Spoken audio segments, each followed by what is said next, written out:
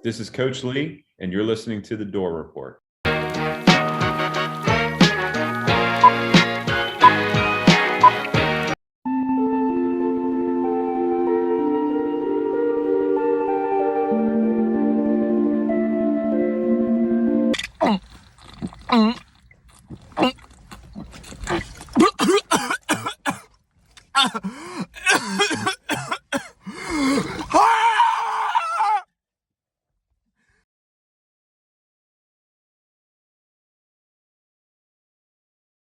Welcome back into the Door Report, and welcome into episode 342 on a lovely weather Tuesday evening, November 18th, 2025.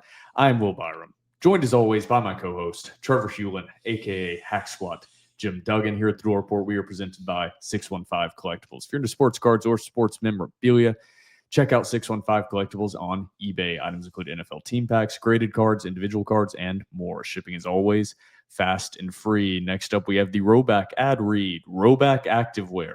There is only one way to describe Roback: best fit, best feel. For those who aren't familiar with Roback, they are completely changing the game with their incredibly comfortable activewear. Currently have the quarter zip on as I'm speaking. Roback has released so many items within their newly licensed game day collection, and it's our favorite. With novel polo designs and clean hoodie and quarter zip designs for some of your favorite schools, it's definitely worth checking out. Nobody else in the market is pairing these levels of custom designs with this quality of activewear. Roback's everyday shorts or their Delta performance pants are the perfect pairing as well. They're both super comfortable, have an elastic waistband and great fabric that is made to have the appearance of a nice short look, but the comfort for a day on the move. Roback has been proudly leading the NIL charge, having signed partnerships with multiple college football stars, both past and present, and are becoming the go-to brand for college athletes across the country. Use code VAN20, that is VAN20, all capitals, no spaces, on roback.com for a generous 20% off for all new customers. That's spelled Roback, RHOBACK.com. That's 20% off all performance polos, shorts, and more with code VAN20. We also have our partnership with the NIL store. You can visit nil.store/doorreport. Is that the right link? Let me make sure I'm getting that right. I'm the wrong person to ask, brother. Yeah, I think it's nil.store/doorreport, or you can just go to nil.store, shop your favorite Vanderbilt athletes gear. You can use code DoorReport15, all capital letters, no spaces, for 15% off your order. Again, that is nil.store, and that is code DoorReport15. They just dropped some new basketball gear on there. If I'm a little bit distracted right now, it's because me and Trevor are recording later than we normally do, as we had to sit back and wait on the latest college football playoff rankings to be released. Some disappointing results for Vanderbilt Commodore fans as Vanderbilt remains at 14.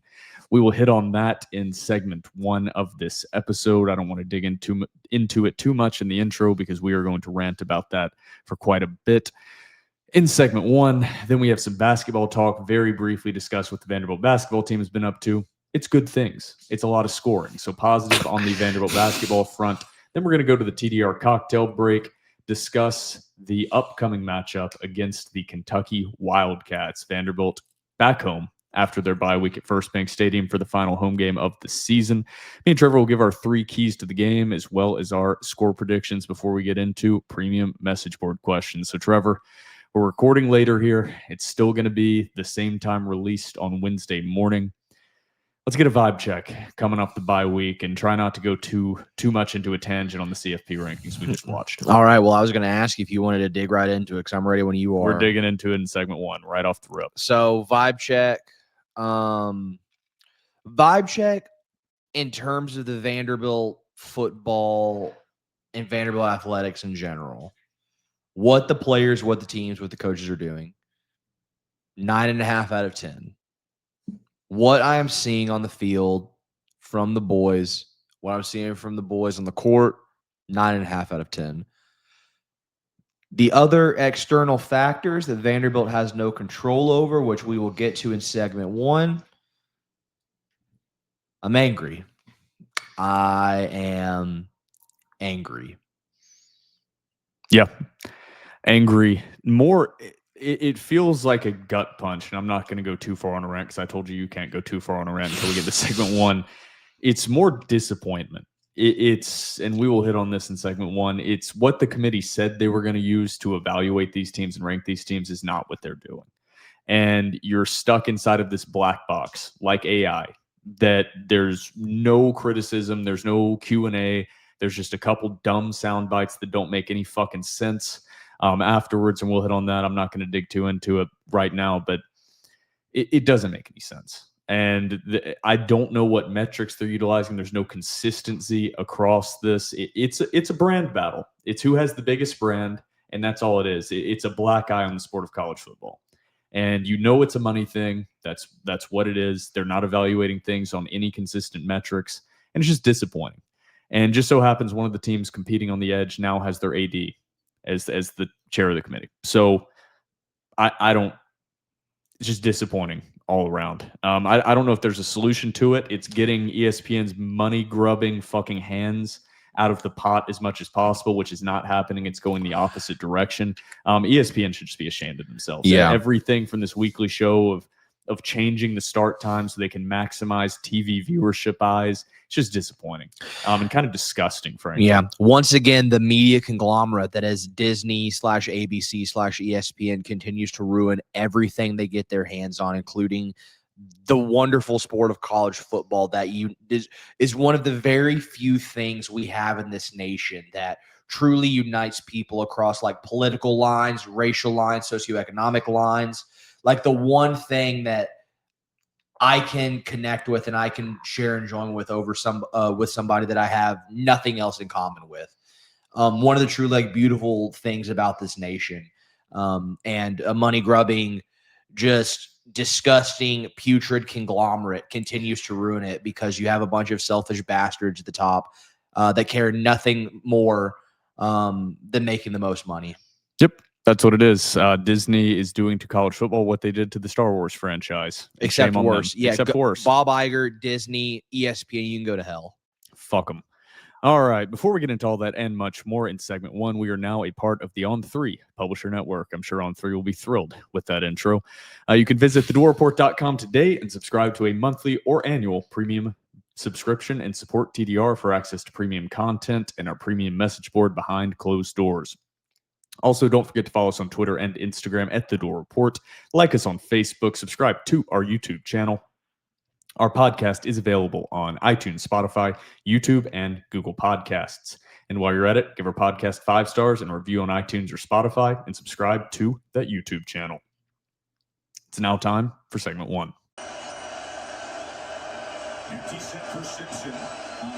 Welcome back into episode 342 of The Door Report, and welcome into segment 1. We're going to kick it off as promised. No riffraff. We're going to get straight into the CFP rankings and evaluate how they make no sense overall.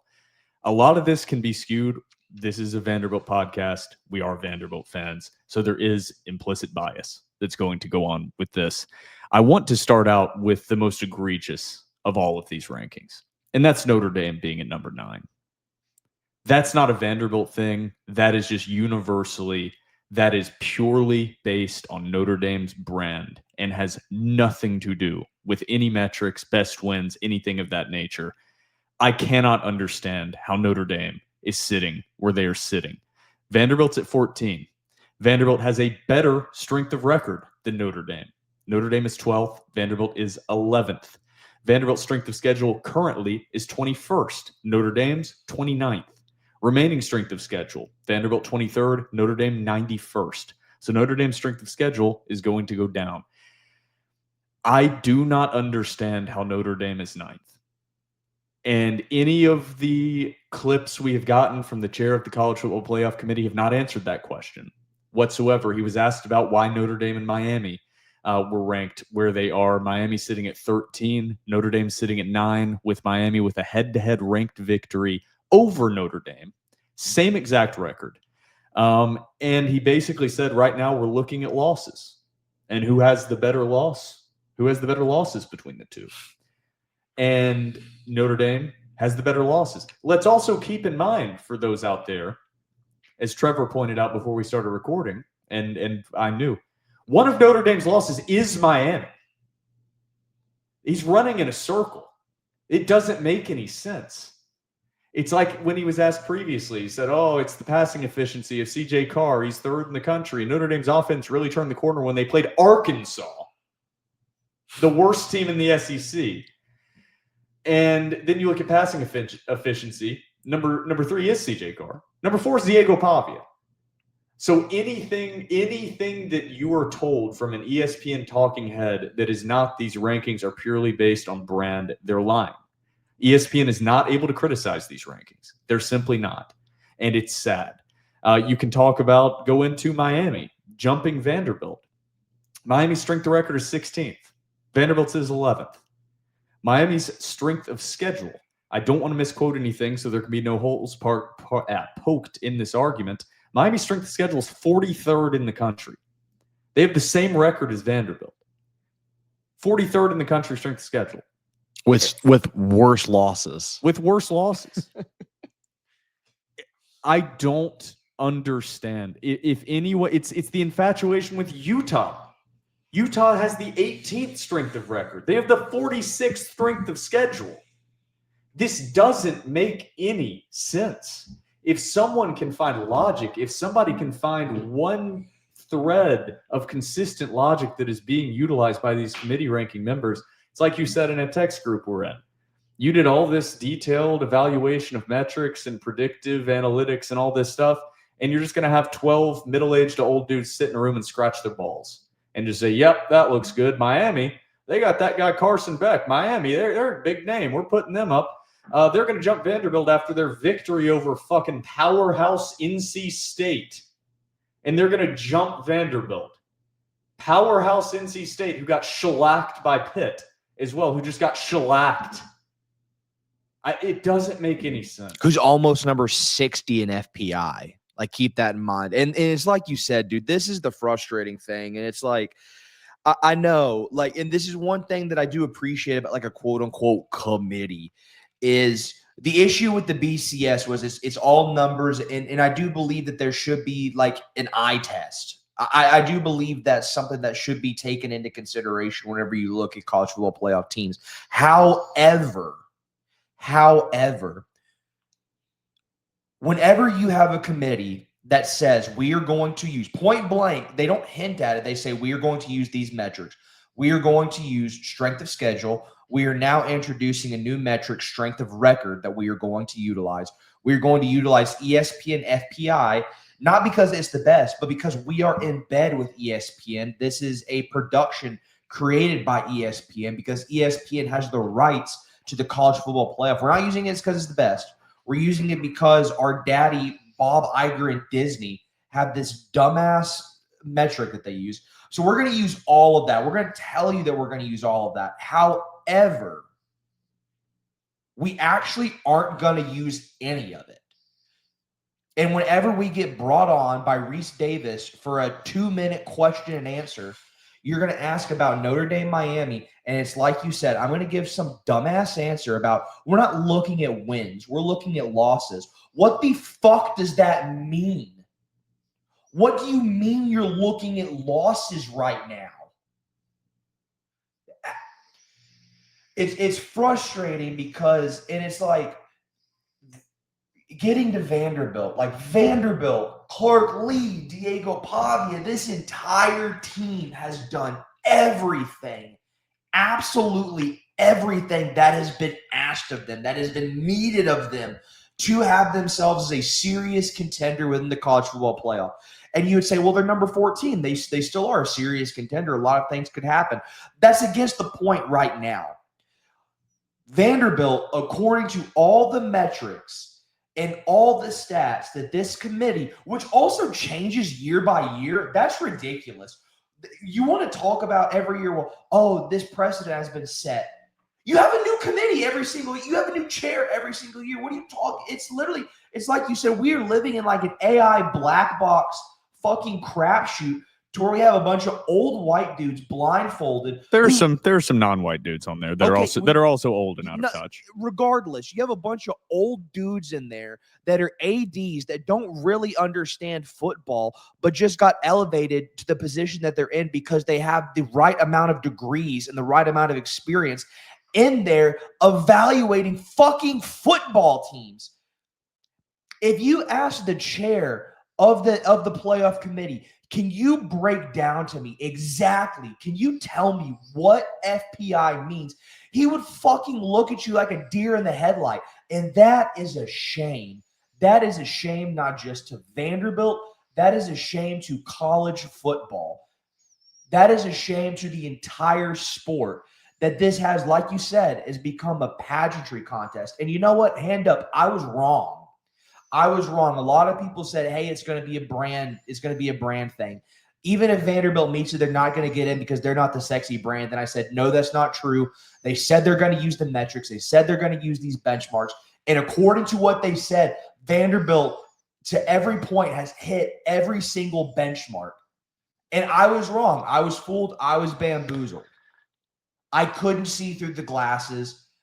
I looked at the numbers and I said, the numbers say Vanderbilt should be right there. Vanderbilt should be at least 13. You can make a legitimate mathematical argument that Vanderbilt should be not just 13th, but either 11 or 12. You can really make that argument. Fuck, you can make the argument they're in the top 10, like you said, if you want to compare Notre Dame. We can make a lot of arguments. But the issue is it doesn't matter. And there's also that's the issue. Is it doesn't fucking matter. Doesn't matter what Vanderbilt. Vanderbilt could go 11-1 and it wouldn't fucking matter. And that's not on Vanderbilt. I'm fucking proud of the Commodores. I am proud of Clark Lee. I am proud of this team. And nothing will take that away from them. But this is a true black eye and a shame. Even if things break Vanderbilt's way, even if Miami drops, even if Utah, BYU, Oklahoma drop, and Vanderbilt makes it in, that does not change the fact that up until this point, this has been a fucking sham. the biggest shame of it all is the lack of understanding what FPI is. And you wrote a great article on what FPI is, because right now that's maybe what they're looking at, just strictly FPI, which is a horrible metric to begin with. It's not good. It's a Vegas betting line. And I tried to write that in the article, and people are like, oh, FPI, according to the FPI, it says it's just a Vegas betting line, and it changes week by week by week by week. It's not a good metric. So that's the big part, is right now Vanderbilt's the only part of this that maybe they're looking at, the only tangible whatever logic I can find of any kind, is maybe they're just purely almost looking at FPI. And that's the only type of strain of logic I can find in this. But the FPI is going to change dramatically with the remaining opponents that all these teams have. Right now, Vanderbilt's sitting at 17th in the FPI, where that doesn't make any sense. And it is a Vegas gambling line. It's a model similar to that. Tennessee 16th in FPI, sitting at 7-3 with no good wins on the entire season.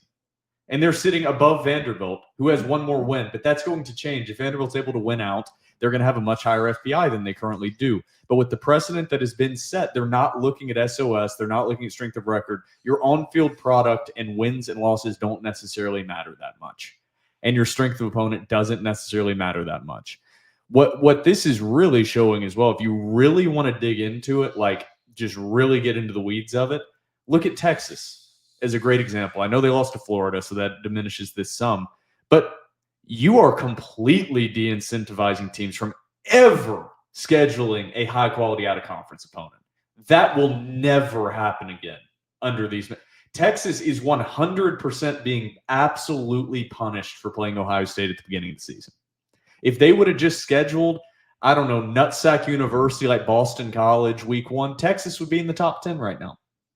And they wouldn't be 10, I tell you that much. But they didn't. They played Ohio State and lost a game 14-7 to open the season. And so now Texas is completely out of the running, dropped down to number 17 after getting shellacked by Georgia. There's a lot of this that doesn't make any sense. The number one most egregious thing that has to be fixed in this is Notre Dame has to either opt out of being eligible to play in the college football playoff, or they have to join a conference. Agreed. You cannot continue to allow Notre Dame to waltz into the college football playoff while not playing a single conference game and not being held to the same rigor as other teams. Agreed. Notre Dame has played no one this year. Their strength of schedule is atrocious. It is the worst strength of schedule of anyone in, I believe, the entire top 20. If I'm looking at this correctly, Notre Dame has I'm wrong. The Big 12 teams are pretty bad. I was looking at remaining strength schedule. Notre Dame's strength of schedule is 29. Their strength of record is 12, both below Vanderbilt. They're ranked 5 spots above Vanderbilt. With the same amount of losses. And this is another thing we can get into and rant about. I don't like what is happening with how the committee is openly stating how they are evaluating things where it doesn't matter how you start the season. And to an extent, Alabama has benefited from that up until they plummeted them down to number 10. It should matter. Game 1 should matter. Game 2 should matter. Notre Dame started the year 0-2. Just because they've rattled off 8 straight wins against Dick Slap State doesn't mean that Notre Dame all of a sudden, just disregard those first 2 weeks of the season. Those shouldn't even be evaluated. They're hot. It's recency bias. Those should be evaluated the same. Otherwise, teams should just schedule high-quality opponents at the beginning of the season. You don't have this option in the SEC, but if you're an ACC school, try to front-load your schedule. Just front-load it. It doesn't make any sense. That's what Georgia Tech did. Yeah. That's what Georgia Tech did. Sorry, you can keep going. I forgot to plug in my laptop. It's been a long day, y'all. The college football playoff rankings, Vanderbilt's still sitting at 14. There are a lot of things now. The fate of Vanderbilt is not in their own hands. And that's sad for a 2-loss SEC team. It is 100%, without a doubt, brand bias. If you plugged basically any other team with a big-time brand into Vanderbilt's resume, they'd be in that. They'd be at least number 12, likely top 10. But they're not. They're not Notre Dame. They're the wrong shade of gold, unfortunately. So it's all a ratings thing. That's all it is. I hope things break right in front of Vanderbilt and we're able to go on a rant and kind of look back and laugh at what we're talking about right now, but that doesn't take away from the point. Yeah. The last thing I want to talk about with the rankings is nothing specific within the rankings. There will be plenty of criticism about that on social media and on the TDR message board behind closed doors. The other part of this that frankly really bothers me is we don't hear any extended rationale. There's no press conference. There's no grilling from the media where they are forced to explain their decision making. This is for the championship. This is for the playoffs. And they could just be throwing darts at a dartboard. For all we know, there is no coherent logic. They don't have to explain anything. They don't face any backlash or criticism. They're just on this committee. They just make the rankings. And then they have to do a 1-minute segment with Kirk Herbstreit, who is not allowed by ESPN's administration to ask any difficult questions or give any pushback whatsoever. It's a joke. It's a black box system, and it's a joke. And I don't know what else to say about it at this point. It's disappointing for Vanderbilt fans. It's disappointing for college football fans in general, unless you're a fan of one of the blue blood programs, which is frankly all college football is beginning to care about. Yeah. You could say it's what they always basically only cared about before, but I don't think that's fully true. I think we've heavily shifted into the world if there are about 12 to 16 teams that are truly cared about by ESPN, by the College Football Playoff Committee, and they're going to do everything in their power to get those big-time brands where they want them because they know it's going to drive the most ad dollars. And that's not what sports should be about. So gross, disgusting, terrible, feels like a gut punch in some ways. Vanderbilt's metrics are only going to get better, specifically the FPI, if they're able to win out, which is no easy task. They're playing, I believe, number 33 and number 16. Yeah, Kentucky's in 33, ESPN 16. And we'll be previewing that Kentucky game after the TDR cocktail break. But the rankings have released, and here at TDR, we're pretty grossed out by what we've seen. Yeah, I mean, and listen, this is once again the dichotomy of TDR. I typically, whenever it comes to Vanderbilt athletics, tend to be a glass half full kind of guy. It would fair to characterize yourself as the opposite. Yeah, I think even if Vanderbilt wins out and the things in front of them don't break their way, like Vanderbilt obviously has to win out. Oklahoma, Miami. I thought Vanderbilt would be able to jump Utah. It's not looking like it. Based on FPI and SOR, but if they're going to keep doing this, then I don't know. Vanderbilt's going to have 4 teams in front of them drop one. Oklahoma has a game against Mizzou this week. That's depending on who you ask, a tough matchup. BYU does have a tough matchup. They have to go to Cincinnati. That's a big game. Who the hell knows who Utah they played Kansas or Kansas State, and then they end the season with Kansas. Yeah. Who the fuck? I think Miami, Miami plays plays Virginia Virginia Tech. Tech. Yeah, it's the Fighting James Franklins. Yeah. So things have to go Vanderbilt's way. It's unfortunate. It's crazy. It's crazy to look at an 8-2 SEC team and say they don't control their destiny. You know what I mean? I mean, I caught some flack on social media. Now, I did not anticipate Miami jumping Vanderbilt. I did not anticipate that either. But I was also not one of the people that was confident that the committee was going to allow Vanderbilt to jump Utah and or BYU just because they won out. After Oklahoma beat Alabama, I tweeted it is very unlikely that Vanderbilt is going to get in, even if they win out. And I received a lot of pushback on that. And I hate feeling like I do right now where I was right. And I was wrong. When we were asked this question, I think 3 weeks ago, me and you both were like a 10-2 SEC team is getting in. It didn't feel like a question. Yeah. And slowly, as it was really after I saw the first college football playoff rankings released, that's when I changed my tune. Was when I saw how they were evaluating these teams. I just expected it to be different. I expected them to actually use the metrics they stated they were going to be using, and they're not. Well, and it's confusing too because, like we discussed, FPI is basically a built-in Vegas model, and so there's a part of I'm trying my hardest to rationalize this, even though there really is no rational argument. The only thing I can think of in the committee's dumbass gray glazed over eyes, the only thing I can think of their reasoning being is they're looking at FPI and using it as a predictive measure and using these playoff rankings as a predictive measure, which they shouldn't. That's not what playoff rankings are. But like, that's the only thing that I'm like, maybe. But then again, I'm probably just giving them too much credit because, like I said, these old bastards are dumb as fuck and they don't know what FPI is. So if they don't know what FPI is, they wouldn't know how to fucking use it properly. And this is why FPI is broken, okay? Because a lot of it has to do with how you're modeled at the beginning of the season as well. Yes. That's the broken issue with FPI. So let's extend this further because FPI does not just rank the top 12 teams or the top 20.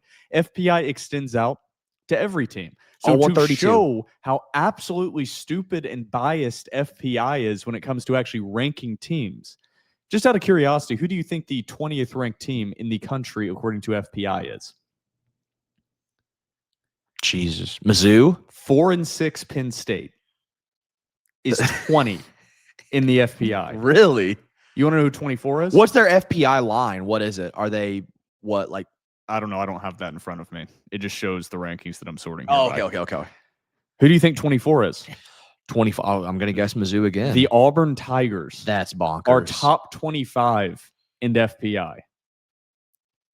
So those two teams, Auburn and Penn State, who have done absolutely nothing this season and have been horrible disappointments, both sitting at 4-6, are top 25 FPI teams. And this seems to be the main metric that is utilized by the committee if I'm just blankly evaluating it based on that. So basically what the committee has said is it matters a lot more where you start than how you actually perform on the field.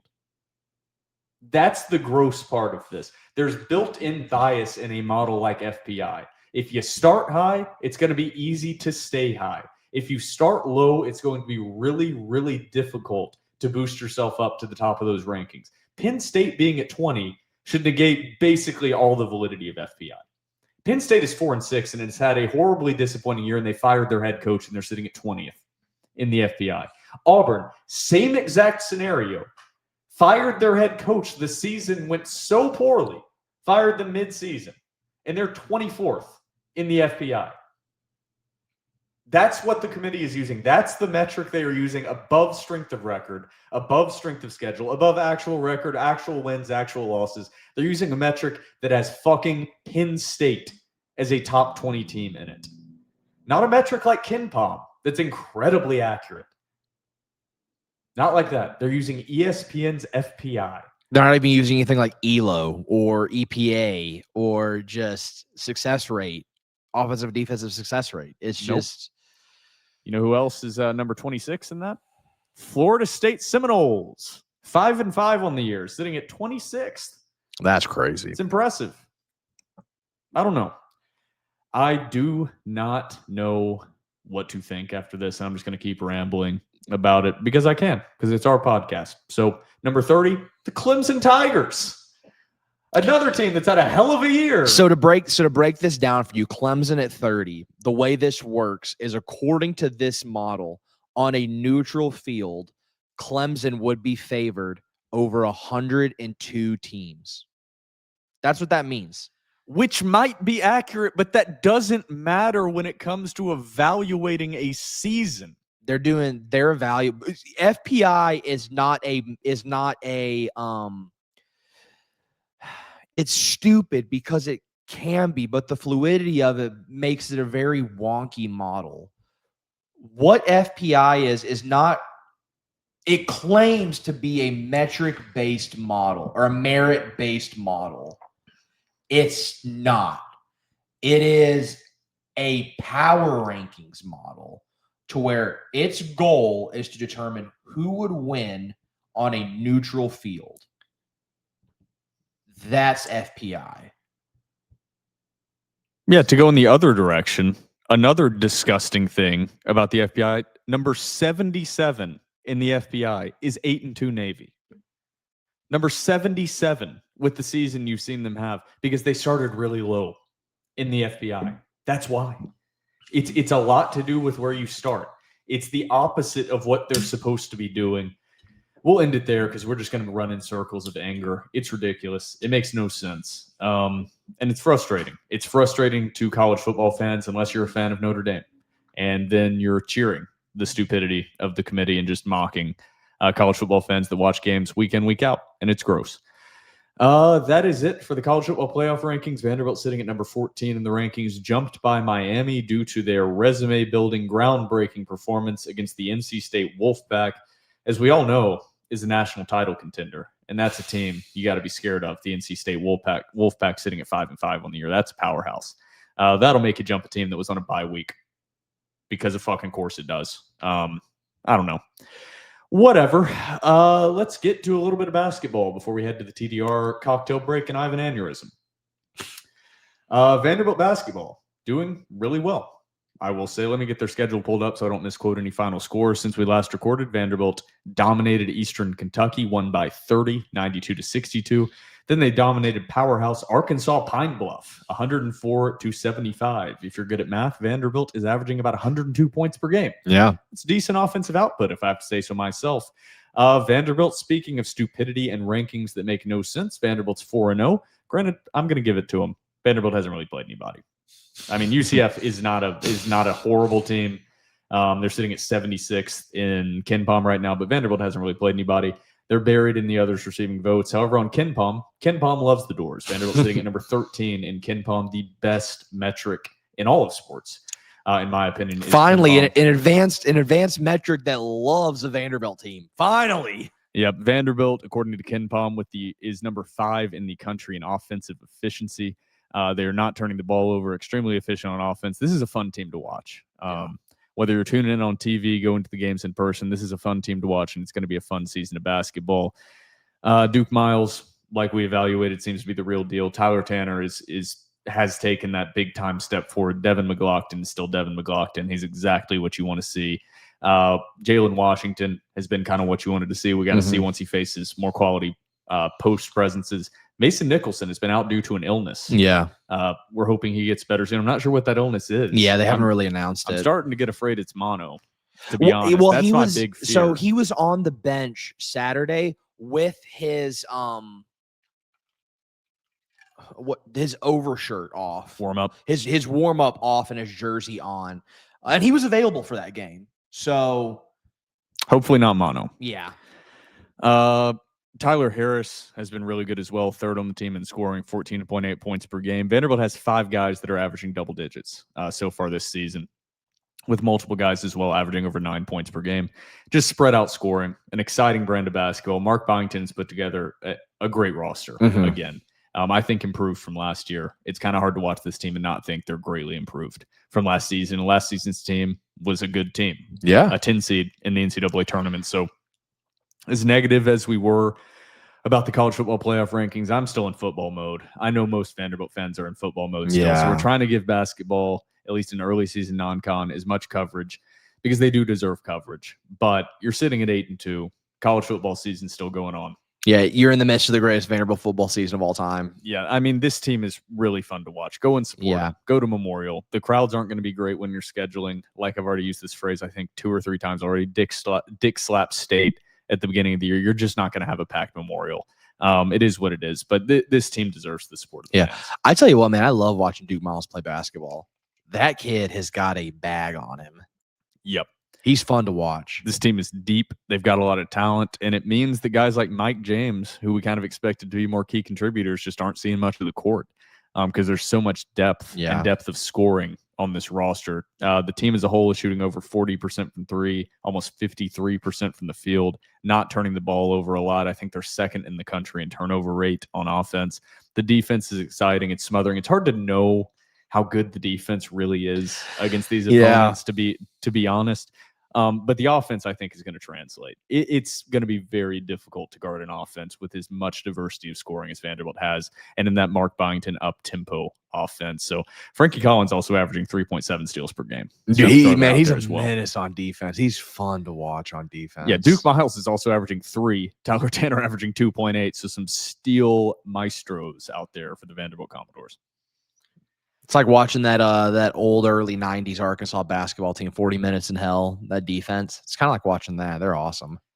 All right. Anything else you want to add on here before we head to the TDR cocktail break and preview Vanderbilt's upcoming matchup against the Kentucky Wildcats? I'm not a drinker, but I might give me some bourbon. It might be time to pour some Four Roses up. I was just to say I am a drinker, only at tailgates really, but not a bourbon guy. It might be a bourbon night for me. I'm a bourbon man. It gets the juices flowing. That's what you know. I'm down bad is whatever. Either I'm down bad or I'm super up high. And right now, yeah, to get me through this episode, I've had to partake in a slight bit of bourbon, which I do in every episode. So there's no difference really. I might just drink that whole bottle right there. Yeah, see, I haven't. People would notice if I did that. I do love wine. We got a wine. I'm not a wine guy. I'm a big wine guy. See, here's the thing. You're a beer and bourbon. I'm a beer and wine man. I love me some wine. I have to crack open that bottle that's been sitting on our counter for a year. No, I'm looking at it what right even, now. What even is that? Who got that? It's a Did our old roommate? No, it's mine. Oh, it's yours. We got to crack that open. It might be bad now. No, wine doesn't go bad if you haven't opened it. People have wine cellars. I know, but like we haven't stored it properly. It's fine. See, the way we've stored it makes me think it might have gone bad. It's fine. All right, we'll try to be out careful there. with how we pour it. Yeah, everybody out there, grab yourself. Unless you're listening to this while you're at work or driving, grab yourself an alcoholic beverage. Hell, do it at work. Yeah, hell. Give corporate America the middle finger. Yeah. Do this as a protest to Disney. We will be right back after the TDR cocktail break.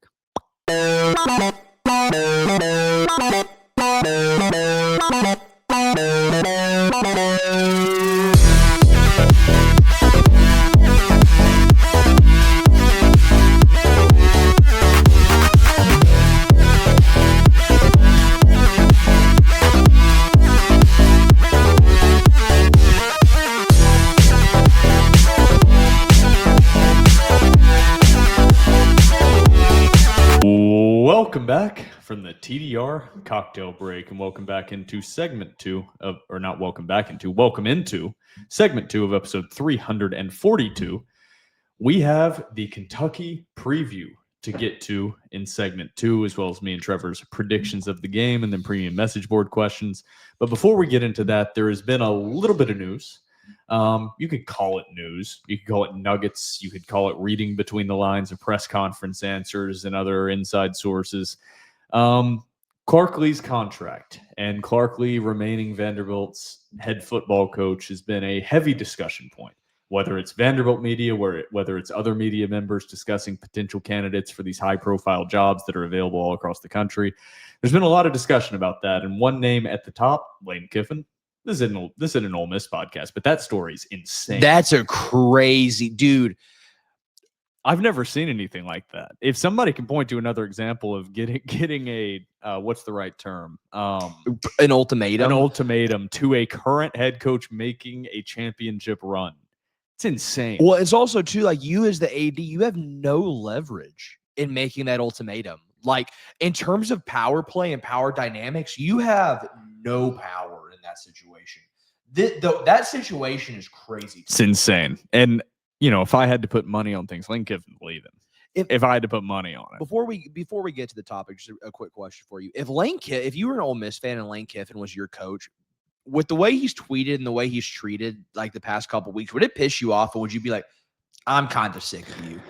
It would go either direction. So if he stayed, I would be like laughing, saying Lane Kiffin was just trolling the whole time. But with Lane Kiffin's history, I don't think he's just trolling and doing stuff like that. I'm with you there. If he ends up leaving, which if I had to bet money, I would say he is leaving. It's no inside source, obviously. But if he ends up leaving, that is a whole different scenario of unprofessionalism than anything we've ever seen a college football coach You think do. you think it's worse than what he did to Tennessee in 2009? This is in season and has gone on for so long, and he's like shit posting. Yeah, he's shit posting like a troll his account. fan base. I got to grab a Zen. Yeah, I can keep going. I'll delve into the Clark Lee stuff, but yeah, that's my thing. If I was an Ole Miss fan, which I wouldn't wish that on my worst enemy, I would truly be sick of Lane Kiffin. But while we're on the topic of coaches, coaching extensions, interviews, Vanderbilt fans are well aware that Vanderbilt and Clark Lee have been in contract negotiations for a couple of months now. So we reported on the board week before last. It was like November 2nd or something like that. I looked at the date earlier. That we had been told by close sources that a Clark Lee extension was likely to be announced at some point during the bye week last week. Today is Tuesday. So we're just a couple of days removed from the bye week. No extension has been announced by Vanderbilt or by Clark Lee. However, me and Alex have been absolutely working the phones. We feel like Adam Schefter, really trying to get information. We've been talking to our close sources at Vanderbilt, been talking to outside sources within the college football industry, and we've started to sort of piece together some things. So a lot of this actually all of this information is on the board. So if you're not subscribed to thedoorreport.com, please do. You can get a full rundown. Basically, the way we work, full transparency, is we will not report something, even if we're like sources are indicating. We won't report something until we double confirm it. So if I hear one thing, I'm not reporting that to the board until Alex crosses them off with his source. He's like, hey, I'm hearing a similar thing. Or another situation's me. But this has been Trevor and situations. Alex. Well, yeah, we won't run something until we've double verified it by two independent sources. Like, I'm not a journalist. I don't want to be a journalist. But that's just our personal thing. So we've dotted our T's, crossed our I's during this whole situation. Obviously, no extension announced last week. Things were up in the air, contentious, some might say. Jimmy Sexton kind of doing his job. But today's been a very busy day. I was answering a lot of text messages during class. So you're welcome. Alex and I posted a couple of updates to the board.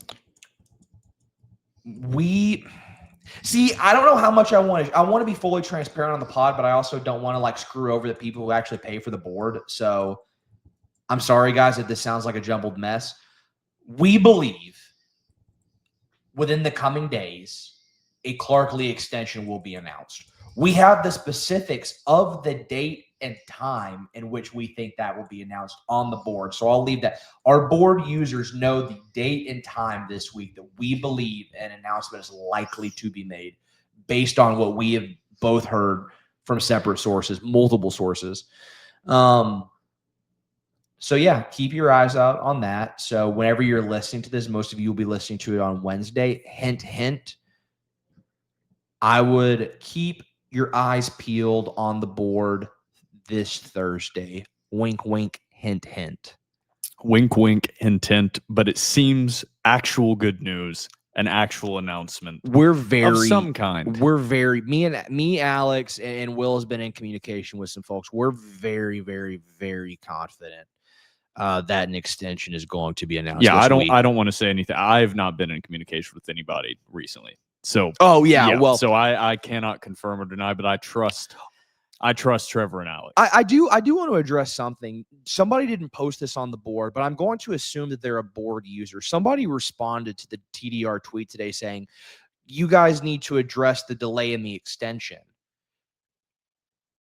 We have on the board multiple times last week. Now, just for full transparency, I can hash over it again.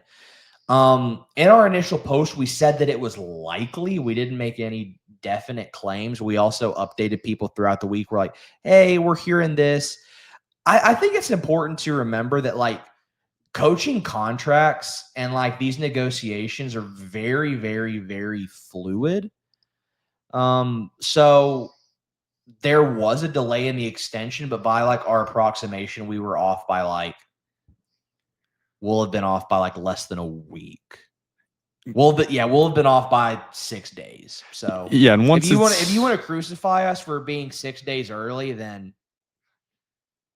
I don't know what to tell you. And we're sitting very confident. Once it's announced, I'm sure we can break down why things or yes, assumption as to why. Once it's announced, then we can discuss. But like right now, I don't want to like cock and ball torture anybody. Like we can't. Trevor's got the wine in and starting to come up with some insane phraseology over here. Yeah, we at this present moment we can't discuss that why.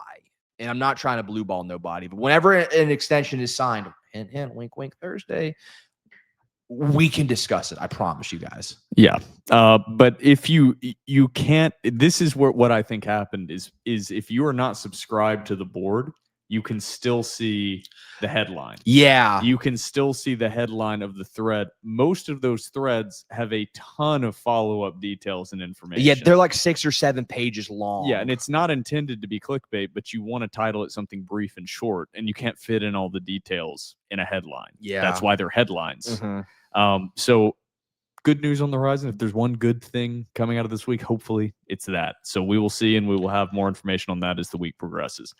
Let's get into this preview of actual football and not discussing stupid rankings, actually discussing football being played on the field. Vanderbilt returns to First Bank Stadium after a bye week. Vanderbilt currently a 9.5-point favorite over Kentucky, according to BetMGM. All these lines that we've quoted all year are according to BetMGM. The over-under currently sitting at 53.5. As a reminder, Kentucky was sitting at 2-5 not too long ago. This Kentucky team has really hit their stride. They're hot. Kind of unexpectedly. Victories over Auburn, a dominant victory over Florida, and then a victory over my Tennessee Tech Golden Eagles. And I was in attendance for that game at Kroger Field. I can break that down a little bit. Some frustrating things out of the Tennessee Tech Golden Eagles. Understandable things, but frustrating things that are more frustrating and compounded by comments made by head coach Bobby Wilder of the Tennessee Tech Golden Eagles, where he basically said, I didn't make the schedule. I wouldn't play this game if I had the choice. And Tennessee Tech played that way. They had a game plan that way. Bobby Wilder was on his Pat Narduzzi type beat. I will say, yeah, I mean, they just want to collect the check and get out of there, and Kentucky's more than happy with that. When you're a team like Tennessee Tech, that game can't do anything for you. All you can do is put more on film. They collect their check, fund the football program, and they still have an OVC championship and an FCS national championship on the table. So that was kind of how Tennessee Tech approached it. So to be honest, I couldn't take too much away from what I saw in person. I was hoping I would be able to see a little more, but Tennessee Tech just really didn't play their game whatsoever, and Kentucky just dominated the line of scrimmage, which is what you kind of expect between an FCS and FBS program. And Tennessee Tech had 3 offensive linemen out as well, which doesn't help an FCS program whatsoever. But Kentucky has won 3 in a row, 5-5 on the season, with Vanderbilt and Louisville remaining on their schedule, 1 win away from bowl eligibility against all odds, really, by Mark Stoops. Kind of an incredible job not losing the locker room for Mark Stoops. Yeah, and I hate. I'm not a big Mark Stoops guy. I hate Mark Stoops. I don't hate him, but see, if you're not Clarkley, I hate you, dude. I'm gonna be totally on. I'm gonna try not to go on a rant, but like if you're not Clark Lee, if you ain't in that black and gold, I hate you. Getting into Kentucky's roster, This wine's of course, hitting. this wine is hitting for you, Trevor. I drank the whole bottle. yeah, pound it, dude. It's Mom, been a- don't watch. I'm 28 years old. I could do what I want. I'm a grown-up, Mom. So Kentucky started out the year with Zach Calzada as their starting quarterback. He was expected to be the guy. Ultimately got benched for Cutter Boley, freshman quarterback, redshirt freshman quarterback. Cutter Boley's actually been pretty good for a freshman, I will say. Kentucky fans are very excited about him. He's performed well, relatively well, throughout the season. And I think Kentucky fans are pretty excited about what he brings to the table in the future of that Kentucky football program. But Cutter Boley's their quarterback, not a runner, but he is a little bit mobile. He's definitely not a runner, but he is mobile. On the season, 159 for 231, 1,780 yards, a 68.8% completion percentage, 13 touchdowns, and 8 interceptions. He's been sacked 18 times. On the other offensive playmakers, Kentucky kind of has a two-headed monster out of the backfield, but their clear RB1 bell cow is Seth McGowan. That is the guy that I will say, if there was one standout player from Kentucky when I was watching in person in Kroger Field, it was Seth McGowan. It was like comical. Me and my dad and brother were sitting there with each other, and we just kept saying, Seth McGowan, Seth McGowan, Seth McGowan, with a gain of 6 yards. Seth McGowan. He was everywhere, and he was the guy they were intentionally getting the ball to. But when you look at the stats throughout the year, him and Dante Dowdle have kind of not split. Seth McGowan is RB1, but they've had quite a few carries each, both with over 100 carries on the year. McGowan, 153 carries for 693 yards and 12 touchdowns. Pretty impressive. And Dante Dowdle, 102 carries for 528 yards, 3 touchdowns. So a couple solid backs for Kentucky. An offensive line that is so not too good of an offensive line from Kentucky. On the outside, they really have one guy that you got to watch out for in their wide receiver group and really in their pass catching in general. It's Kendrick Law.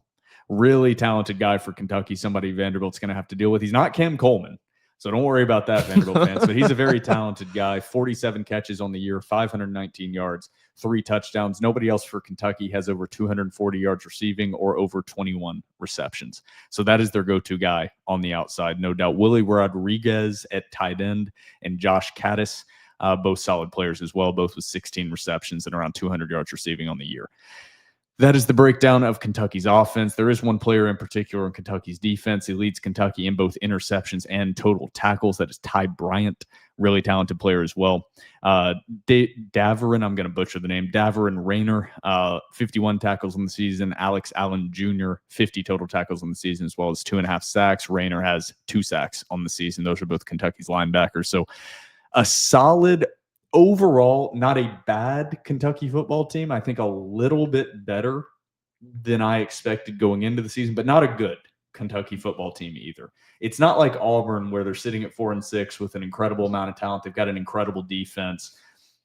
I think overall, and we'll get to more of this when we get to our 3 keys to the game, I think Vanderbilt's just a better football team than Kentucky at basically every single spot. There's not one thing that Kentucky does exceptionally well, but here's this giant weakness they have. Like, I know what we saw with Ashton Daniels and that he went crazy against Vanderbilt's defense. But going into that game, it was Auburn's got a hell of a defense, but where they've struggled is quarterback play. And that's not the case for Kentucky. They're just overall not as good as Vanderbilt. That doesn't mean Vanderbilt's going to go out and just dominate them. I hope that's the case. But overall, I would just say nothing thoroughly impressed me from what I saw out of Kentucky. Their defensive line wasn't incredibly disruptive against Tennessee Tech.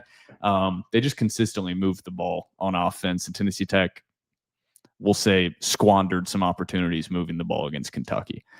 Trevor, anything you want to add here before we get to our 3 keys to the game? Yeah, I'm going to continue my tradition of some advanced metrics, even though they're not real and the committee doesn't use them, and this is all just a sham, and none of this really matters. Cutter Boley's slinging the pill. I don't think he's an elite passer. I don't even necessarily think he's like an above average SEC passer, but he likes to throw it, and he likes to throw it a lot. I think this is an area that Vanderbilt could really capitalize on. Maybe we see Vanderbilt get their first interception since 1942. Maybe this is the game. I really want to look at their offensive line. Their offensive line has been okay as of late, but overall, their offensive line is not strong. One guy the Vanderbilt fans might remember, Shiaz Pete, a transfer that Vanderbilt thought they were going to get, and Kentucky came out of nowhere.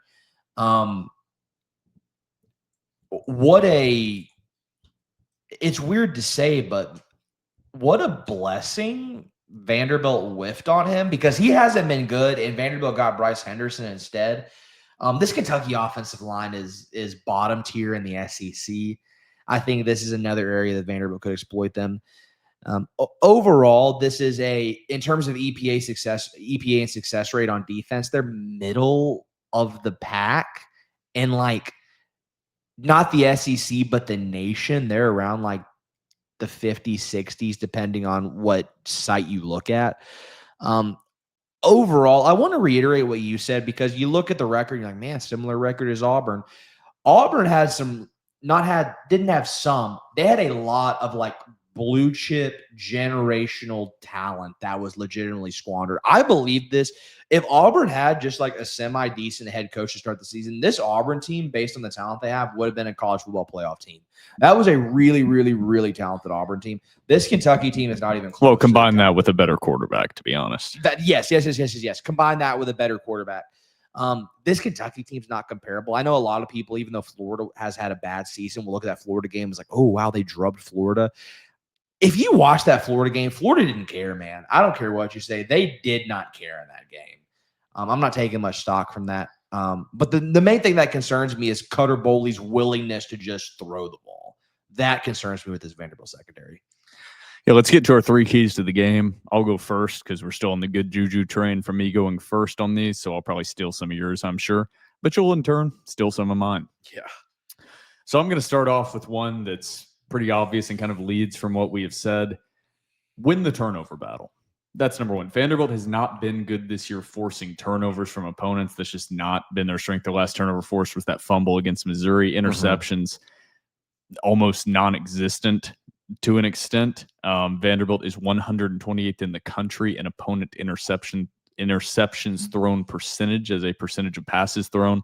Vanderbilt's only forcing interceptions on less than 1% of passes. That's 128th in the country against FBS opponents. You got to win the turnover battle. That's how Kentucky dominated Florida. Florida threw 3 interceptions. Kentucky is averaging 1.9 turnovers per game against FBS opponents. That is 123rd in the country. That's their offense, is averaging 1.9 turnovers per game. Vanderbilt needs to force turnovers, and likely those turnovers are going to come in the form of interceptions, which Vanderbilt has not been good at getting. So it's a battle of, quote, bad on bad. I think we've had a lot of conversations about the battle of good on good the last 4 games or so, with good run defenses going up against Vanderbilt's good rushing offense.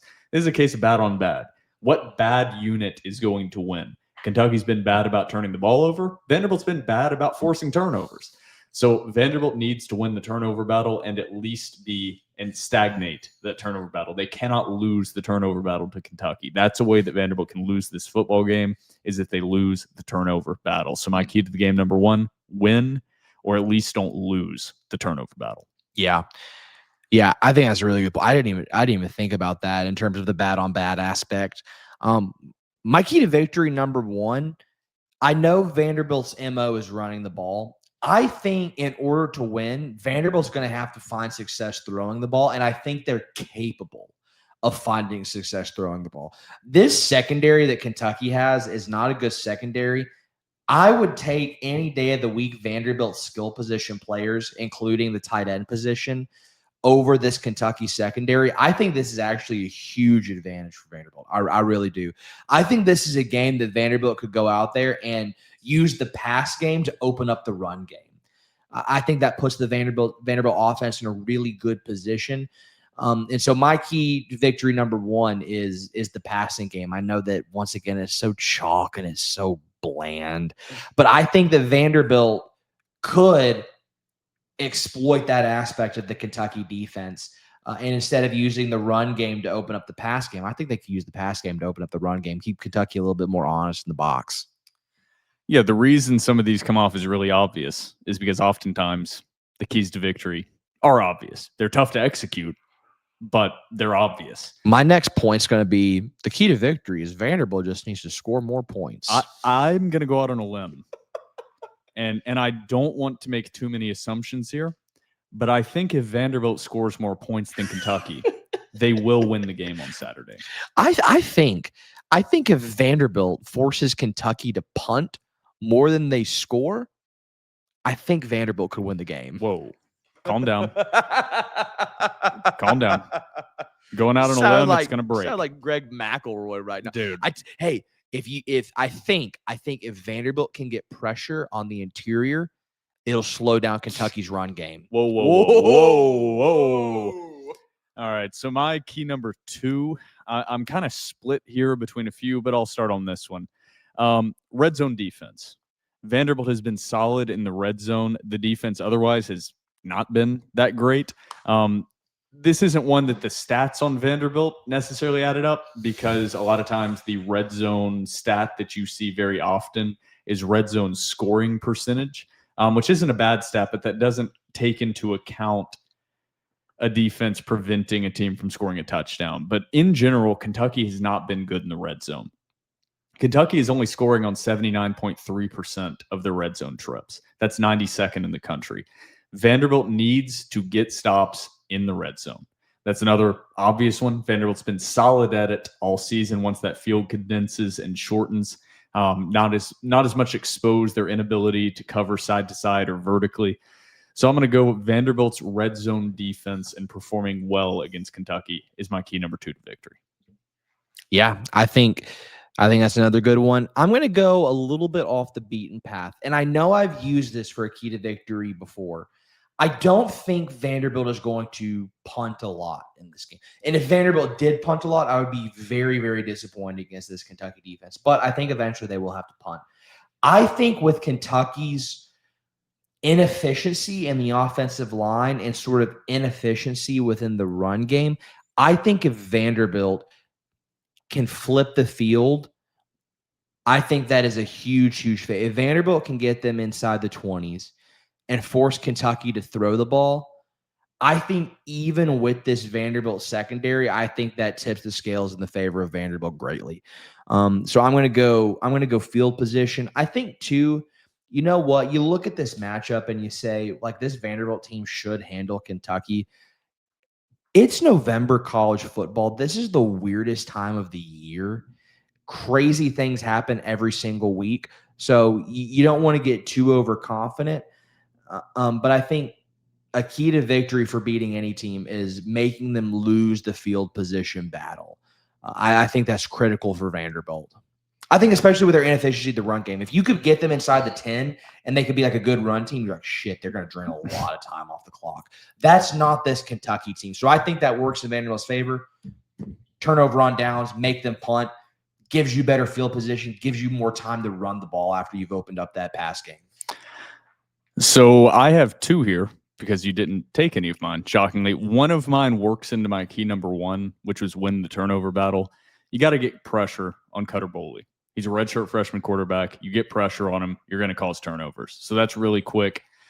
My actual key number 3 is you got to control Seth McGowan. Kentucky is a team that likes to run the football as a relatively high percentage of their plays. They're running the ball 38.6 times per game against FBS opponents. That's 36th in the country, even though they're only averaging 4 yards per carry. That is 82nd in the country. So Kentucky likes to run the football. They haven't been good at it.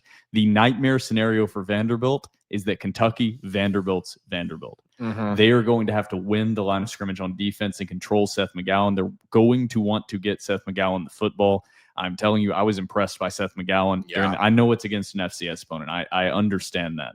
But I was impressed by Seth McGowan in person. Vanderbilt needs to control him. He is the engine that makes the Kentucky car go. So you need to control Seth McGowan. And that even I'll extend it, and this might just be like, oh, you're just hitting on all their key players and saying control them. You got to control Seth McGowan, and you got to make sure Kendrick Law doesn't go crazy against you. I know that's like 3 keys in one that I just did, but I don't care. We're late in the season. I have a lot written down here. But make other players beat you for Kentucky. Make their secondary receiver in Hardly Gilmore beat you. Don't allow Kendrick Law to beat you. And I know that's easier said than done because you saw what Cam Coleman did last week, but Kendrick Law is not Cam Coleman. Basically, no receiver in the country is Cam Coleman. I don't think any receiver in the country is Cam Coleman. So do not allow Seth McGowan to beat you. Control Kentucky's run game and get pressure on Cutter Bully. That's my very nonsensical key number 3 to the game. Yeah. My key number 3 is once again a key. It feels like I'm just reusing my keys over and over again, but this is what, game 11. And I'm just like, can I even say much more at this point of the season? You know what I mean? But this is going to be a key to victory, but also sort of like a prediction. I think we're about to have another Cole Spence game. I think Cole Spence against this Kentucky linebacker group and the safeties, I think they're their backs are against the wall, and they're going to look at this game plan, look at the scouting report, and say, well, you got to stop Eli Stowers. Every team said you got to stop Eli Stowers. Nobody's been able to. But they're going to look, and they're going to say, you have to stop Eli Stowers. I think this is a very weak Kentucky linebacker group. I think this is a weak Kentucky safety room. And I think that Cole Spence is going to be wide open all game long. I think this is going to be a big Cole Spence game. I think he's athletic enough to run with their safeties. I think he's athletic enough to run past their linebackers. I think they're going to be too keyed in on Eli Stowers, and I think Cole Spence is going to be a key to victory, number 3. Also, I'll add in another guy. I think we might see a Bryson Coleman game. It's been a while. I think we might see a Bryson Coleman. It has been a while since we've seen a Bryson Coleman big-time impact. Was it South? I think it was South Carolina. Yeah. I'm going to go out on a limb and say we either get a Cole Spence or a Bryce Coleman. South Carolina. South Carolina. It was one of those. South Carolina or early, Virginia Tech early in the season. So that is me and Trevor's 3 keys to the game. It is time to get to our predictions before we get to premium message board questions. I'll start out since we're still in the good juju train of me going first. I think just overall, Kentucky doesn't have any glaring weaknesses. They also just don't have any glaring strengths. So it's a little different than evaluating some of these other games. I just think overall Vanderbilt is a better football team. And if Vanderbilt comes out focused, plays their game, executes, especially coming off a much-needed bye week, rested, 2 weeks to prepare, I think Vanderbilt's just better. I think Vanderbilt, it'll be, it won't be a blowout. I don't see that happening, but I think Vanderbilt will relatively dominate the game. My final score prediction, Vanderbilt 35, Kentucky 17. And I was kind of going back and forth, Vanderbilt 34, Vanderbilt 35, but at the end of the day, who cares? Final score, Vanderbilt 35, Kentucky 17. Moves to 9-2 on the season. Winning a season since 1915. Regular season since 1915. I would be remiss if, before I gave my prediction, I didn't give a shout out to this Vanderbilt football team and to these Vanderbilt seniors and graduate seniors. And I know Will feels the same way. As the son of somebody who has been a Vanderbilt fan since the mid-1960s and has sat through years and years and years of just shitty, heinous Vanderbilt football. And all my life, too, I've sat through shitty and heinous Vanderbilt football for one of the first times the first time in my life, I have seen an elite football team be named Vanderbilt. I have seen a black and gold clad team be an elite football team.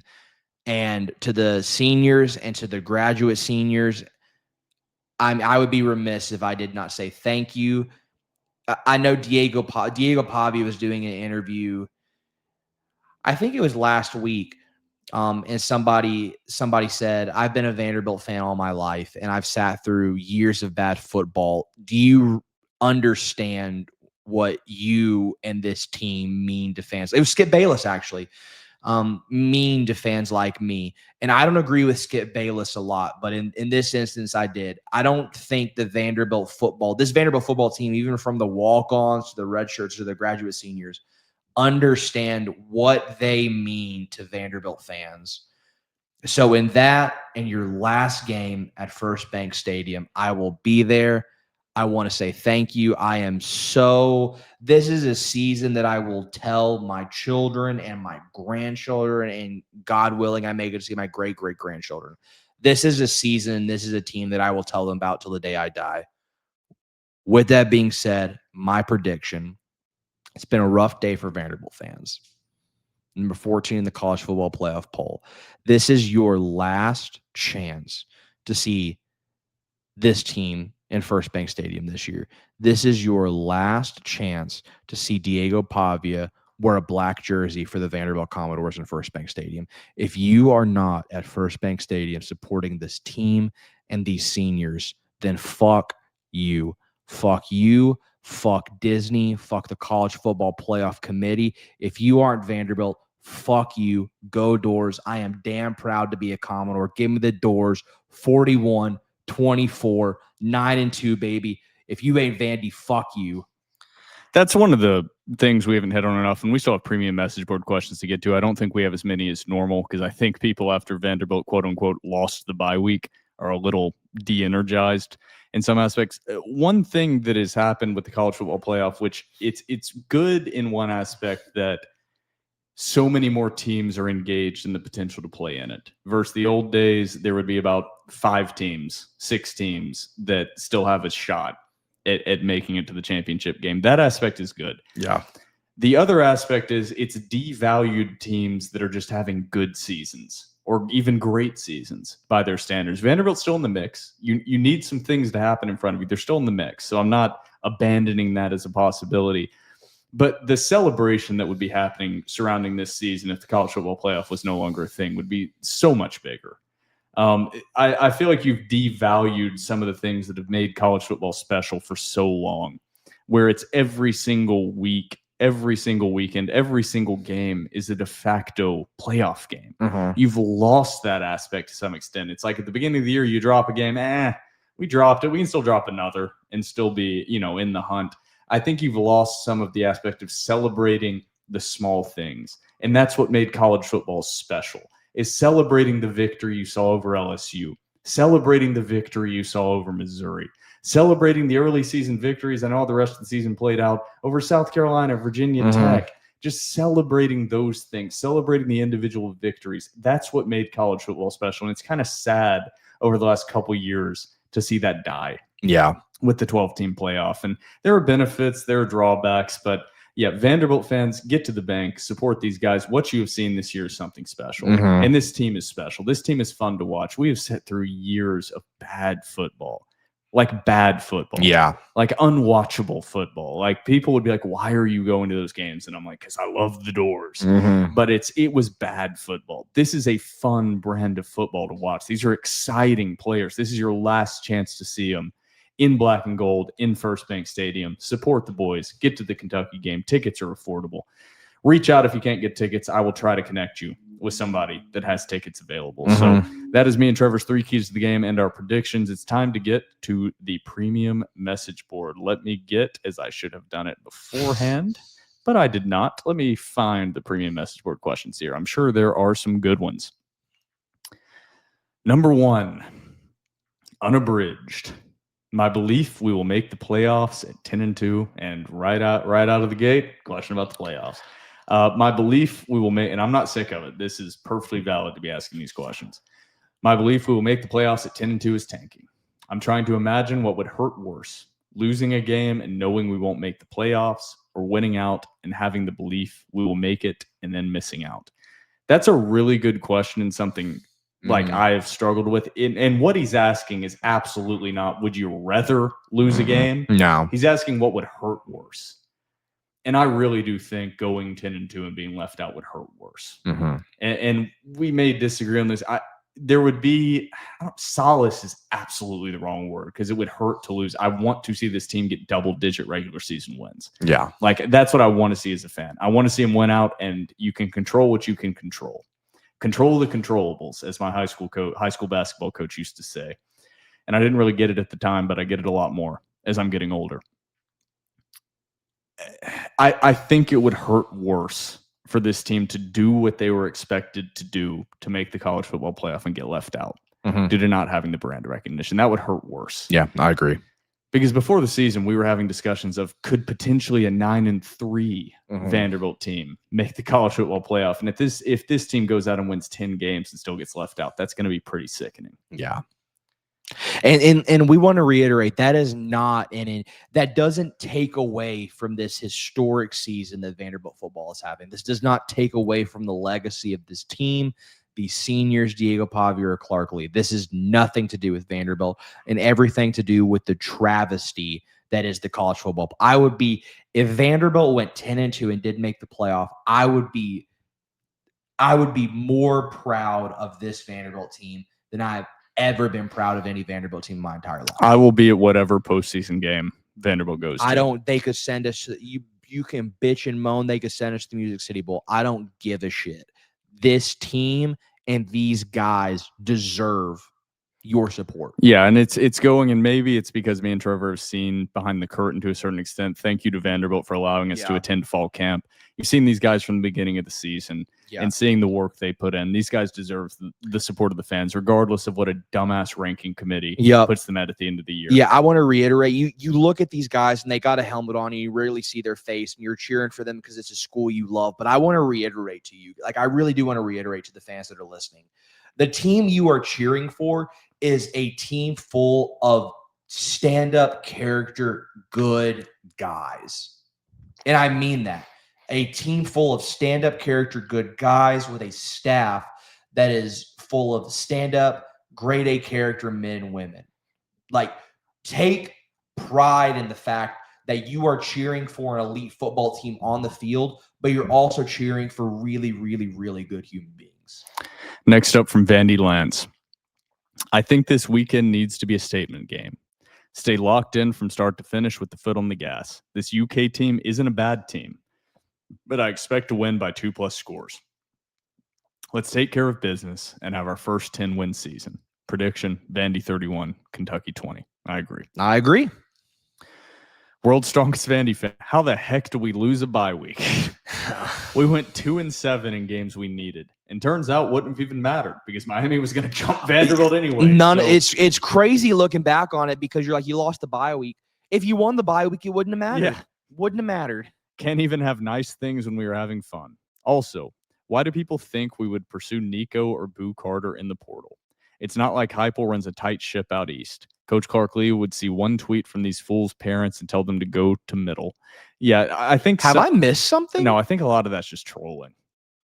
I think that's. I was gonna say I haven't seen anything. No, it's trolling. Okay, I was gonna say I'm pretty plugged into Vandy social media, and I have not seen anything. I've seen tweets, but it's just people trolling. That's it. It's not. Okay. Yeah, none of that's serious. Yeah, that's first off, Nico. Even if there was interest from Nico to come to Vanderbilt, he doesn't fit the offensive scheme Vanderbilt runs. Number one. You smirking? I mean, another reason to be subscribed to the doorreport.com is if this Clark Lee extension comes true, things on the horizon. Vanderbilt might have a quarterback lined up. We will see. Shout out to Steve Wiltfong of On3/Rivals. He posted a good guy. Good guy. Yeah, the national writing, by the way, for On3. Dude, Will, he kills it, man. I've been reading his stuff for years, dude. Anytime he posts to the board, I just message him. I'm like, dude, I love you. He's like, I love you too, man. That's some things that subscribers or people on the fence about subscribing to the doorreport.com. You don't just get our premium content. You also get premium content from the On3. You get Wiltfong, you get Nakos, you get Hayes Fawcett, McMurphy. Yeah, it's a all-star team that On3 has as their national writers. But also, we didn't tease that. There's been some murmurs about Jared Curtis that got posted to the board today by national writers. So subscribe to the doorreport.com. Yet another door lawyer. How the hell does Beamer still have a job after the season he's already had? And then to blow a game like that. We didn't even talk about that, but that's a good question. You think he gets fired? I think he gets fired. I already predicted that before that disastrous loss against Texas. He's got to get blowing fired. A 27-point lead and a half is crazy. Now, a short thought experiment, because I don't want to take up too much time. If Shane Beamer gets fired in your South Carolina, who's your number one? Do you have one off rip? So the only reason that I think South Carolina would not fire Beamer is they went 9-3 last year. Then this year was obviously disappointing. This offseason has an incredible amount of job openings. I think maybe strategically they would say we have a better chance at landing the coach we want if we wait until next offseason. I didn't think about that. That's a really good point. That's the only reason I've kind of pulled back on the Beamer's going to be fired train is maybe South Carolina is looking at it from that perspective. Because it's kind of crazy. And the current job openings, like Penn State is kind of the low man on the totem pole right now. And if you're South Carolina and you're also in the hunt, I mean, you're like you're just a step above Arkansas. UCLA in Arkansas. He goes on to say, anyways, focused on Vandy, no question this week, just voicing more for me than anything else. I do believe, like Trevor has voiced, if we go 10-2, Vanderbilt is in. My opinion has changed after tonight, brother. After today, things have changed. It's frustrating because, like, I did the math. Like, I created this whole fucking model, and I was like, the numbers, they're numbering. But it's like I tweeted. The numbers don't matter if you have a room full of a bunch of old rich dudes that couldn't tell you the difference between a baseball and a pickleball, who just look at a screen, scratch their balls, and say, yeah, this looks good. None of that matters. And that's unfortunately the reality. Do you remember what I said in the group after all that evaluation? And you made a lot of sense. And I said, my fear is you just put in more time than the entire committee is going to put in. Yeah. That was my initial that's thought. a legitimate possibility. Is I probably did do because I pressed the "we're screwed" button a lot earlier than the rest of the TDR staff did. I pressed it immediately after Oklahoma beat Alabama, and I was kind of getting talked to like, "Hey, pull back a little bit." And then I just naturally tend to go negative more quickly, but I'm negative more quickly for a reason. It's not just illogical negativity. I like to be positive despite belief in that other people have. I'm not always wet blanket will. I'm wet blanket will for a reason. Yeah, it's because you've been hurt. It's because I've been hurt multiple times. And it seems to be that, and I know this is like a fallback, it seems to be when I'm negative, I'm like right 90% of the time, unfortunately. So next question from Pavia Mafia. What do you think is the ideal size for the college football playoff? The 12-team format seems to have worked pretty well, but there's potential for deserving teams getting left out this year. The Big Ten's proposal for 24 teams feels excessive. Personally, I think 16 teams might be the sweet spot. I think 12 is okay. I think the real issue is with conference realignment, you have unbalanced schedules, and teams get unfairly penalized for those unbalanced schedules, like Vanderbilt. Vanderbilt's schedule is or Texas. I mean, like you're smoking something if you look at Vanderbilt's schedule and then look at BYU and Utah's and be like, yeah, they've got a tougher schedule. Like, you're smoking something. I'm sorry. And so I don't think that's an issue of the playoff. I think that's an issue of conference realignment and unbalanced scheduling. I think the solution to it is really what the Big Ten and the SEC are doing currently. And I don't think they are at a capacity yet to where they could do it, but eventually, like the ACC, if they even stay as a conference, and the Big 12 are going to have to follow suit with the SEC and the Big 10, and that you're going to have 9 conference games. No matter what conference you're in, you got to play 9 conference games. You mean the SEC is going to have to follow suit? No, because the SEC is starting that next year. Okay, you're right. You're right. Yeah, so the Big 12 and the ACC would have to follow suit with the Big 10 and the SEC. I think the 12-team format is fine. 16, I'm not horribly opposed to 16. I think the biggest part of this and takeaway is people tend to forget, and I hate the metrics that are used of people being of saying different things. People tend to forget this is the second year of a 12-team college football playoff. And I see a lot of discussion of well, that's never happened. I'm like, well, this is the second year of it. Right, right. I would say the number one thing that needs to happen, and it's once again the money grubbing ESPN. They don't want to devalue conference championship games, and to a certain extent, as a college football purist, more, and I'm not really a purist, but I don't want to see those devalued either. It matters who wins the conference championship games, but I think you have to go away from the 5 highest ranked conference champions. Well, I was also automatic bids. I think it just needs to be the 12 best teams. I was also going to say too, I do view myself as a college football purist in a sense, and so this hurts me to say this. To tag along with you, and this is something we've talked about before, you got to address the AQG5 team. Mhm. Like, I'm sorry, but if you want it to be fair, there shouldn't be an AQG5 team. There shouldn't be. It should just be the highest. Honestly, just take away all of it. It should just be the 12 highest ranked teams. Like, to simplify it, there shouldn't be automatic qualifiers. And that's my core issue. And I know that has other ripple effects into conference championship games, but that should just be the case. It should just be the 12 highest ranked teams. They've just overcomplicated it. And if you want to change anything and not dramatically change it, the 4 highest ranked ones.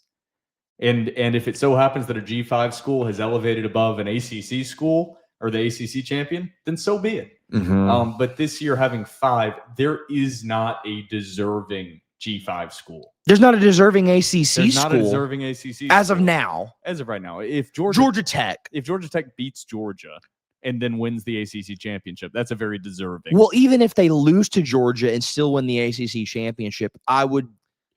Their schedule is so bad. It's though. so It's bad. so like they've literally built their schedule off beating bottom feeder ACC teams, which bottom feeder ACC teams are legitimately like Boston College. They almost middle lost. of the pack G5. They almost lost to Boston College. Yeah. Boston College is atrocious. Yeah. Oh, But I agree with you on that sense. I think you have to adjust the AQs, and I think you have to do something. As much as it pains me, I think you have to do something about the G5. yeah, I'm not opposed to 16, but I think it's too quick to make an adjustment. I think you need to adjust the rules to the 12 team, continue to see how that plays out. I think this year is just very unique as well. I don't think we've seen a year quite like this. How would you feel about a wild card game? Almost, or like a play-in game, like with which March Madness Well, I does? think if you did like 16, I think you could have a team with a double bye.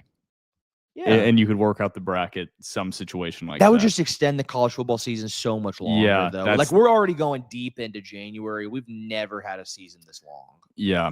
I think you go a few more years with the 12 team and then see how it goes. I'm with you there. NBA door. Would you prefer to use the BCS to create the list of 12 CFP teams instead of a committee of people with bias? This is actually a discussion we had during the cocktail break, I believe. Here's my thing. And I'm going to sound like a hypocrite here, but like, try and hear me out. I think the idea of an eye test is valuable. However, the people doing the eye test should be qualified. And what I mean by that is they shouldn't be ADs, they shouldn't be presidents, they shouldn't be people that really don't know much about football at all. If I was the College Football Playoff Board of Trustees, my committee would be made up of Hall of Fame football coaches. Well, this is How does that sound it doesn't in terms even, of an eye test? it doesn't even have to be that. You need to find qualified people with the amount of money that is in. I mean, hell, they don't even have full-time referees. So what am I even talking about here?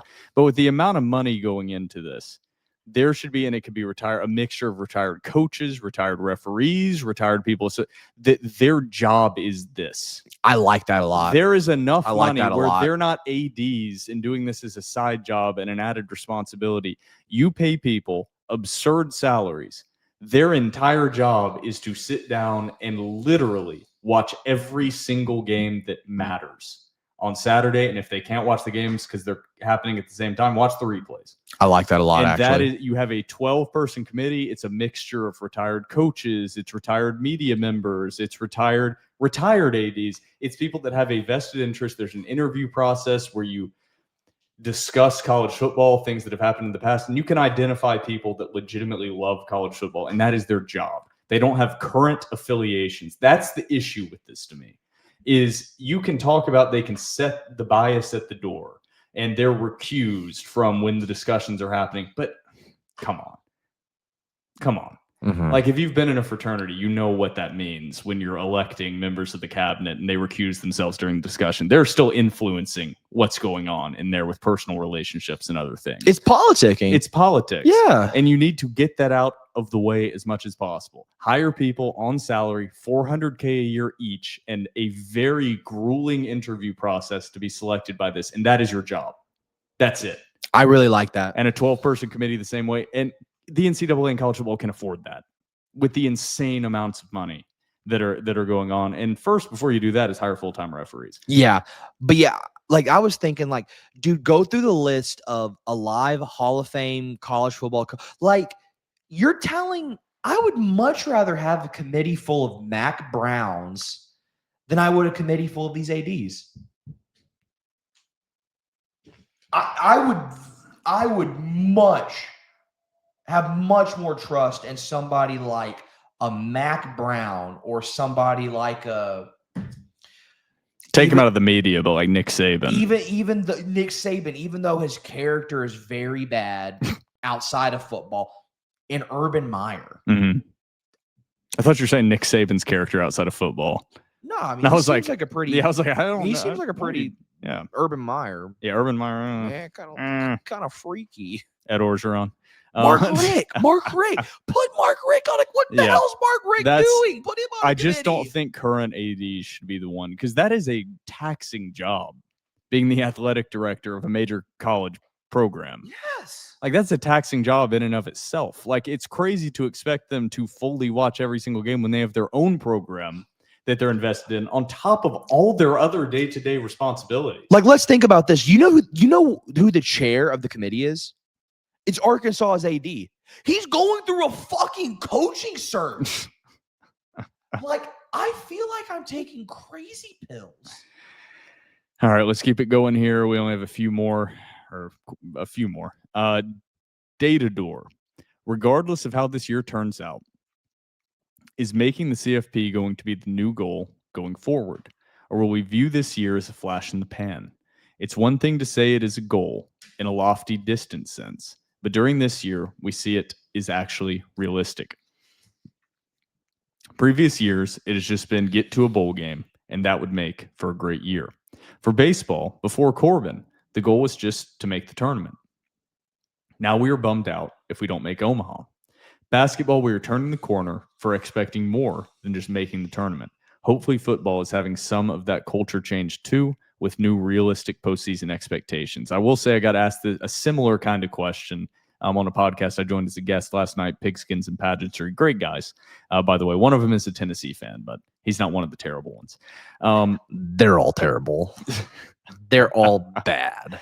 But I don't know if the expectation shifts to that, but I think the expectation, more than just saying making a bowl game is a phenomenal year, I think the expectation is turned to 6-6 is the baseline expectation. You can have you can have a season where you go 5-7, 4-8.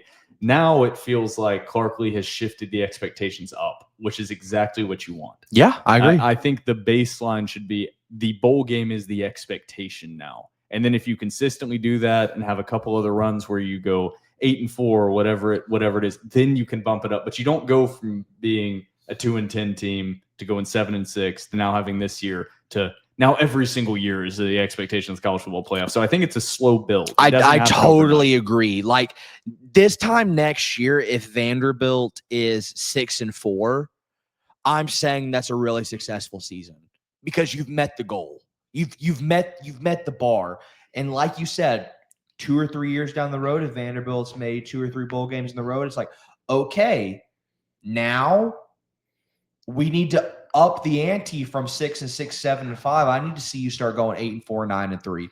I'm right there with you. Where I paused that with the expectations, the only reason I give that caveat, and I know we've been recording for a long time now, relative to what we thought, is like I don't want to be, and assuming Clark Lee's still the head coach, I don't want 5 years from now for people to lose sight of what Clark Lee has done.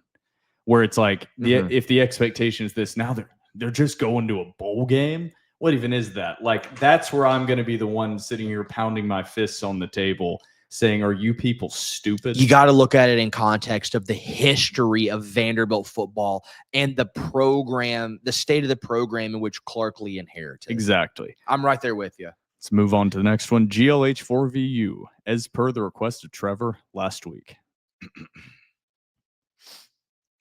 Gentlemen, Oh, hell yeah. our recent respite from contest proved, at best, a disappointment, and at worst, nigh ruinous to our prospects for securing a place in the forthcoming playoffs. I'm aware that Mr. Hulan has taken the necessary calculations in hand and is persuaded we may yet achieve our ambitions, provided we maintain an unbroken course of victory. Yet I am compelled to inquire, to what extent, in your estimation, shall the manner of our triumphs, the so-called style points, and breadth of margin, weigh upon the deliberations of the selection committee as they consider whether to elevate us in the rankings? Moreover, I would seek your counsel on another matter. To what degree does our identity as Vanderbilt weigh upon the minds of the committee? On the one hand, our institution has known but scant success throughout the greater portions of our existence. Indeed, likely throughout the lifetimes of most who now sit in judgment upon us. We are not regarded as a national power, nor do we command the vast and boisterous following that attends the great public universities of our land.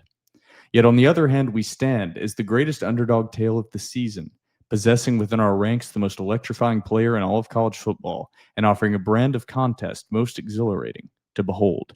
I ask you, gentlemen, does any of this hold weight in the committee's estimation, or shall it be dismissed as but a romantic footnote in the cold arithmetic of our selection? I think it's a footnote.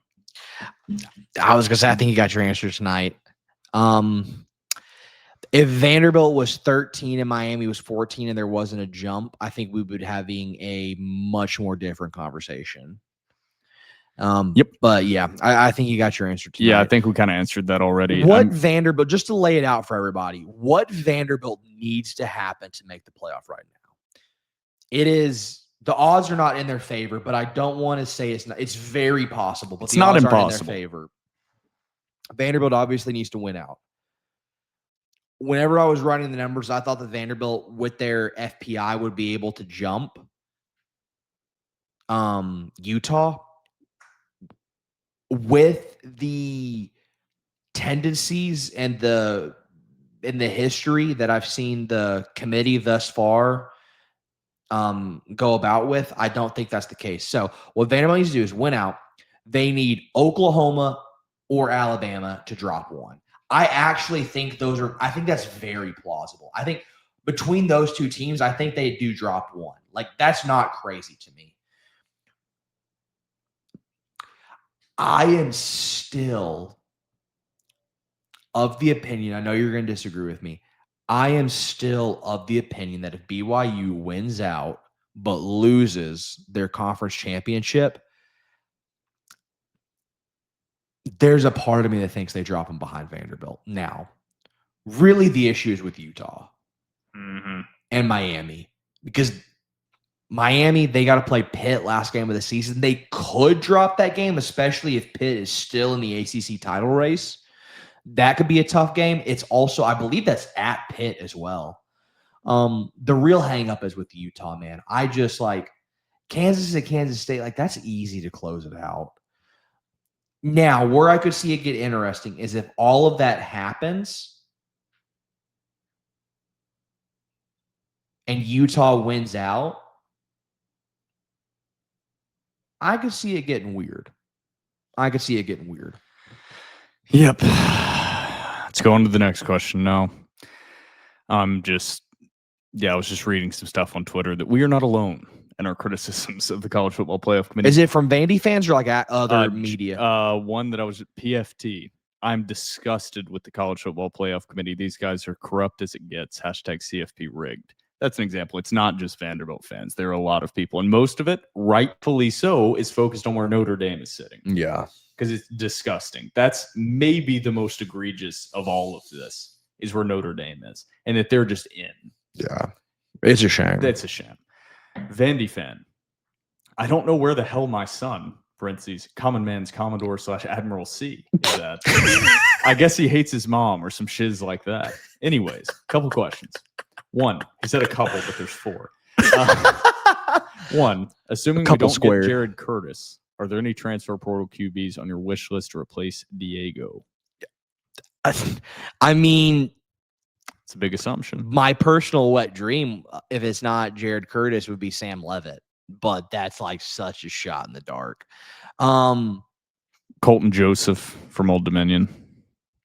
Byron Brown and Byron Brown would actually be that's my pipe Dude. dream. Vandy would be humming. Byron Brown in that offense would be unbelievable. Gosh. We got to answer these kind of quickly. Number 2, is this the most talented Vandy football team ever? In my mind, I'm comparing it to Shermer / Keyshawn Ballin teams. Yes. This is the most talented Vandy team ever. I don't think it's really that close. No. Number 3, not a question, just a comment. If we win out and don't make the playoff, the march on the playoff committee headquarters is going to make January 6th look like a joke. We got to be careful on that. But I do agree. Allegedly. 4, last thought. If Vandy makes the playoffs and goes on a Cinderella run to the national championship, how much would you be willing to pay for a ticket? I would take out a loan if I had to. I would liquidate my 401k. I would take out a loan against all my assets. I would sell my car. I would sell my blood. I would sell my sperm. I would do whatever it took. It doesn't matter. It would sell my platelets. I will be there. I will max out my credit cards. There's nothing you could, dude. You really would have to kill us to keep us. Yeah, if Vanderbilt just makes, I will be at whatever. If they make the playoff first round and we got to go to Eugene and the plane ticket is $4,000 and the ticket to the game is $7,000, fuck it, we ball. I'm finding a way to get to that. Yeah, game. It does not matter to me. It truly doesn't matter. I will destroy the next decade of my life. To be there, it doesn't matter. If I have kids, they will grow up in ruin because of the financial decisions I made because of the Vanderbilt football playoff. Exactly. Sylvan Park Door, what is your favorite memory from this 2025 season so far? That's a good one. I'm gonna go with